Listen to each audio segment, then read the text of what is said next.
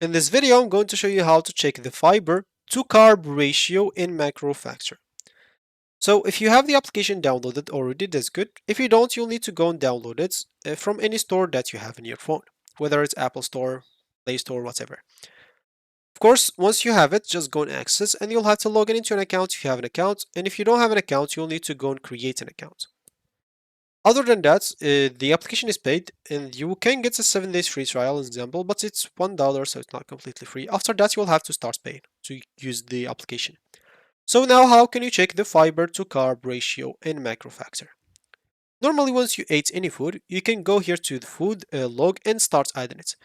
You can go and check that example on a specific food. Let's say, example, I want to check that on a apple. I can just go and click on that, and I'll be able to see every nutrition detail about it: the protein, the fats, the carb, the percentage, the calories, carbs breakdown example. So the carbs, fiber here, as you can see, sugar, net, non-fiber, scratch, everything like fats breakdown examples, so omega-3 and stuff, protein breakdown, vitamins example, minerals, and of course that's not for Apple. That's for anything that's here that you can find here in search. Maybe as example, banana, some beans, whatever it is. So let's just say some beans here, soup and stuff. So you can find all the nutrition details, not like the fiber to carb ratio.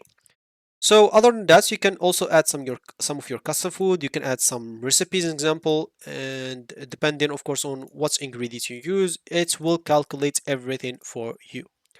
So that's how you basically check the carb to ratio. You can just go and search for the food that you want, click on it, and you'll be able to see all the nutrition details about it, including the carb to fiber ratio. So that should be it for me in this video. Thank you for watching and goodbye.